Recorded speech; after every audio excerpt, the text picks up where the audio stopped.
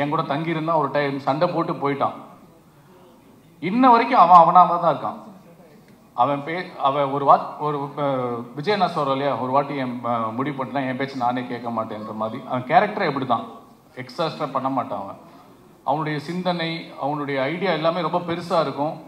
அது நம்மக்கிட்ட கேட்டால் அது என்னடா இதெல்லாம் நடக்குமான்னு தோணும்.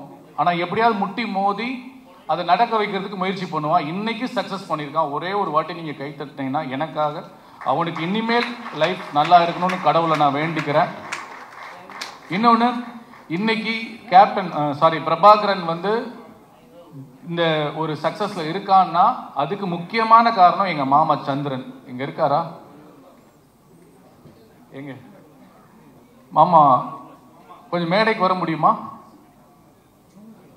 இருக்காரா? இங்க இல்ல. மாமா வாங்க. இல்ல வாங்க வாங்க, நீங்க ஒரு நிமிஷம் எனக்காக வாங்க. தயவு செஞ்சு ஒரே நிமிஷம் எனக்காக வாங்க. ஏன்னா நான் அவருக்கு பிள்ளையா பிறக்கணும் கூட ஆசைப்பட்டிருக்கேன். இவனுக்கு என்ன வேணுமோ செஞ்சு கொடுத்துட்டே இருப்பாரு. இவருக்கும் அவருக்கு. மாமா மேல வாங்க மாமா, தயவு செஞ்சு ஒரு வாட்டி வாங்க. ஏன்னா எந்த ஒரு பிள்ளையும் தகப்பன் இல்லாம இல்லை, தாய் தகப்பன் இல்லாம இல்லை. அவ்வளோ ஃபெயிலியர் பார்த்துருக்கான்.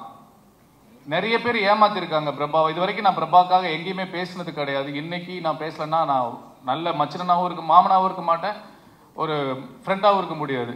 ஸோ இவரை நீங்க கைத்தட்டி ஆமா சந்திரன் இவர் இல்லைன்னா பிரபாகரன் இல்லை. இந்த மாதிரி ஏகப்பட்ட தந்தை இல்லைன்னா நல்ல மகன்கள் சாதிக்க முடியாதுன்றது உண்மை.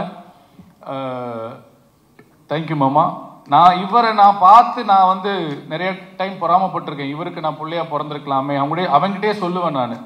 ஏன்னா அந்த அளவுக்கு தன் பிள்ளையோட கனவுகளுக்கும் தன் பிள்ளையோட ஆசைகளுக்கும் திட்டினா கூட திட்டி சண்டை போட்டுருவாரு, அதுக்கப்புறம் பணம் போட்டு விட்டுருவாரு. இது வரைக்கும் இவன் இழந்த பணம் எனக்கு தெரிஞ்சு 3-4 கோடி இருக்கும். இந்த 15 வருஷத்துல சினிமாக்காக இழந்த பணம் 3-4 கோடி இருக்கும். அதுக்கு பின்னாடி நிறைய இழந்திருக்கோம் நாங்க. இருந்தாலும் அவன் லட்சியம் அவனுக்குன்னு ஒரு இடத்துக்கு வரணும், யாரோட ஒரு சப்போர்ட் இல்லாம நம்ம ஜெயிக்கணும் அப்படின்றதுல போராடிட்டு இருக்கான். இன்னைக்கு உண்மையாவே இவனுடைய வெற்றி, இது வரைக்கும் நான் அவனுடைய வெற்றி எதுக்குமே நான் பாராட்டல, இந்த வெற்றியை உண்மையாவே பாராட்டுறேன். என்ன காரணம்னா இந்த படத்தை ரொம்ப கம்மியான செலவுல எடுத்தது ஒரு மிகப்பெரிய வெற்றி, லோ பட்ஜெட்ல. அதுக்கப்புறம் எக்ஸ்ட்ரா செலவு பண்ணி இந்த படத்தை ப்ரமோட் பண்ணதுல அவன் ஜெயிச்சிட்டான், ஒரு பெரிய ப்ரொடியூசரா ஜெயிச்சிட்டான். உண்மையிலே இனிமேல் இன்னும் இதோட ஒரு பெரிய பெரிய ப்ராஜெக்ட்ஸ் அவன் நம்பி கொடுப்பாங்க, ஃபினான்சியர்ஸ் நிறைய இன்வெஸ்ட் பண்ணுவாங்கன்ற நம்பிக்கை எனக்கு இருக்கு. நானும் அதுக்கு உத்தரவாதம் கொடுக்குறேன். ஸோ பிரபா ஒரு நல்ல ப்ரொடியூசரா இப்போ நான் சொல்லியிருக்கேன். அவனுக்குள்ள ஒரு மிகப்பெரிய சினிமாட்டோகிராஃபர் இருக்காரு, ஆக்டர் இருக்காரு. கிழக்கு பார்த்த வீடுன்னு ஒரு படம் பண்ணியிருக்கான். சான்ஸே இல்லை அந்த படம். நீங்க என்னைக்கா ஒரு நாள் ரிலீஸ் ஆச்சுன்னா தெரியும் அந்த அளவுக்கு அவன் பெர்ஃபார்மன்ஸ் இருக்கும். And all the very best மாப்பிள்ள. கொஞ்சம் எமோஷனல் ஆயிடுச்சு. இந்த படத்தில் ஒர்க் பண்ண டிரெக்டர் சார், நம்ம கூடிய சீக்கிரம் உங்களுக்கு அட்வான்ஸ் தரேன் சார். இன்வெஸ்டர் பார்த்துட்டு இருக்கேன். இதே 15 நாளில் 20 நாள் ஒரு படம் எனக்கு பண்ணி கொடுங்க sir. And all the technicians எல்லாருக்குமே என்னுடைய மனமார்ந்த வாழ்த்துக்கள். அண்ட் சண்முகம் வாங்க. நான் முத சினிமாவுக்கு அசிஸ்டன்ட் டைரக்டரா ஒர்க் பண்ணும்போது அந்த படத்தில் நடிச்சாரு. சம்பளமே வாங்காம நடிச்சாரு. 17 வருஷம் ஆச்சு. இவர் நடிச்ச படம் எனக்கு தெரிஞ்சு மினிமம் ஒரு 500 படம் நடிச்சிருப்பேன். 500 படம் நடிச்சு இன்னைக்கு இந்த ஒரு படத்துல தான் முகம் தெரியுது. தயவு செய்து உங்க எல்லா கேமராவும் இவரை பதிவு பண்ணுங்க. எனக்கு ரொம்ப சந்தோஷமா இருந்தது. அவர் அந்த சீன்ல பார்க்கும்போது எந்த ஒரு ஹெசிடேட் இல்லாம என்ன கேரக்டர் கொடுத்தாலும் போய் நிற்பாரு. அவர் சொன்னது உண்மைதான்.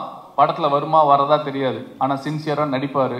சினிமா மட்டும்தான் தெரியும். சினிமாவை மட்டுமே தொழிலா நேசிக்கிற ஒரு மனிதர், நடிகர். வாழ்த்துக்கள்ண்ணே. எல்லாருக்குமே என்னுடைய மனமார்ந்த வாழ்த்துக்கள். சித்தப்பு போயிட்டாரு. பருத்தி வரல ஒரு டைலாக் வரும், சித்தப்பு சின்ன வயசுல நல்லா கருன்னு ஒரு வண்டு மாதிரி இருந்தா இப்ப பாலிசு பாக்குறதுக்கு பாலிஷா இருக்காரு சித்தப்பு. எப்படி சித்தப்பு? அதெல்லாம் காசு பணம் வந்தா காக்கா கூட கலரா இருக்க. இந்த மாதிரி நான் அவர்கிட்ட நிறைய டைம் பேசியிருக்கேன். அவர் மட்டும் அப்படியே இருக்காரு. காசு பணம் வந்தாலும், புகழ் வந்தாலும், தோல்வி வந்தாலும், எவ்வளவு பிரச்சனைகள் வந்தாலும் அதே மாதிரி இருக்காரு மனுஷன். எப்படின்னு கேட்பேன். நீ நம்பிக்கையா ஓடிக்கிட்டே இருந்துவாரு. சினிமாவை மட்டும் தான் எனக்கு தெரியும், சினிமாவை நடிச்சு போயிட்டே இருக்காரு. அவர் தான் இந்த படத்தை இன்னும் ஒரு படி தூக்கி நிப்பாட்டி இருக்காரு. அவுட் அண்ட் அவுட் இந்த பிரபாகரனுடைய எனக்கு பிடிச்ச விஷயம் என்னன்னா, இந்த ப்ராஜெக்ட்ல என்ன காஸ்டிங் போடணும், என்ன இன்வெஸ்ட் பண்ணணும், இது எப்படி மார்க்கெட் பண்ணணுன்றதுல சூப்பரா பண்ணியிருக்கான். எகெயின் அண்ட் அகெயின் பிரபாவ் மட்டும்தான் எனக்கு பெருசா தெரியுது. நான் சொந்தக்காரன்றனால சொல்ல, அடுத்த படம் இதை விட பெருசா பண்ணுமாப்ல. வாழ்த்துக்கள்.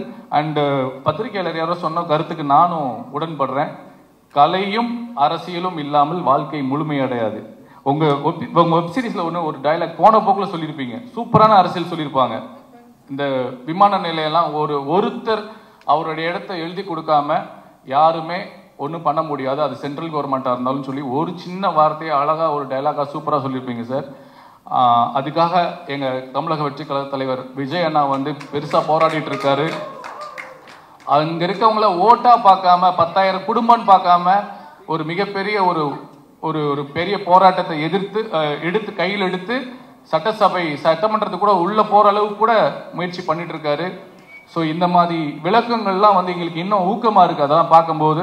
ஸோ பரந்தூர் மக்கள் லா அண்ட் ஆர்டர்ல இருக்கு. நீங்க கையெழுத்து போடாம உங்க இடத்த கொடுக்காம கவர்மெண்ட் கையகப்படுத்த முடியாது, சட்டத்துல இடம் இருக்கு.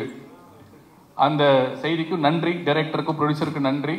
அண்ட் போன வாட்டி ப்ரெஸ் மீட்ல ஒரு பத்திரிகையாளர் என்ன அரசியல் பேசாதீங்க அப்படின்னு சொன்னாரு. எனக்கு டக்குன்னு ஸ்ட்ரக் ஆயிட்டேன், அடுத்து பதில் சொல்ல முடியல.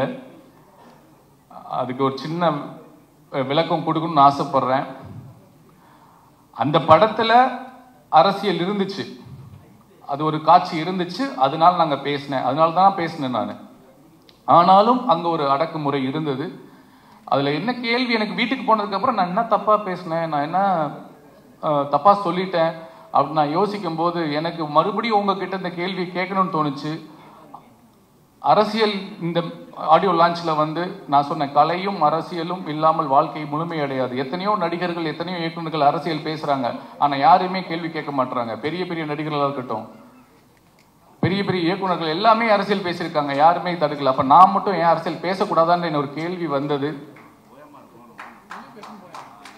நன்றி. அரசியல் பேசல, ஆனா இதுவும் பேசலன்னா அப்புறம் எப்படி? அந்த படத்துல இருக்கு. பத்திரிகையாளர் உங்ககிட்ட தான் நாங்க பேச முடியும், வேற எங்க நான் கேட்க முடியும்? அதனால மீண்டும் நான் அந்த படத்தை அரசியல் பேசுவதற்காகவோ சுய அரசியல் விளம்பரத்துக்காகவோ பேசல. ஒரு சிட்டிசன், ஒரு பொறுப்புள்ள மனிதனா அந்த கேள்வியை நான் கேட்டேன். அந்த கேள்வி கேட்ட பத்திரிகையாளருக்கும் நான் அதை தான் விளக்கம் கொடுக்குறேன்னு நான் நினைக்கிறேன். Thank you so much. அண்ட் இந்த சட்டமும் நீதியும் வெப்சீரிஸை அடுத்த இதான் ஃபர்ஸ்ட் டைம் பார்க்குறேன். பத்திரிகையாளர்களுக்கு ஒரு thanks meet. Super, hats up to all the சட்டமும் நீதி டீம். அண்ட் ஒரே ஒரு ரெக்வஸ்ட், அந்த சினிமா பத்திரிகையாளர் சேர்த்துக்கோங்களேன் எடிட்ல. நீங்க பிரிச்சு பார்க்கல அல்ல, இருந்தாலும் கலை அரசியல் தான் ஒரு வாழ்க்கை, மனிதனோட வாழ்க்கையில மிக மிக முக்கியமானது. இன்னைக்கு நம்ம இங்க இருக்கோம்னா இது சினிமா பத்திரிகையாளர்கள். ஓகே, நான் கவனிக்கல, இருந்தாலும் நீங்க அதை ஒரு வாட்டி போட்டுருங்க. அண்ணா, நான் ஒரு ஏவி போட்டேன் பார்த்தீங்களா, அது உங்களுக்கு மட்டும்தானே? இல்ல அவர் மனசளவுல உண்மையா தான் சொல்றாரு, இருந்தாலும் வெளிப்படையா கன்வே ஆகணும்ல. அப்ப அரசியல் சட்டமன்றம் இருக்கு, பாராளுமன்றம் இருக்கு, ரோட்ல போய் பண்ற பத்திரிகையாளர் இருக்காங்க. இங்க நம்ம பத்திரிகையாளர் இவங்க தான்.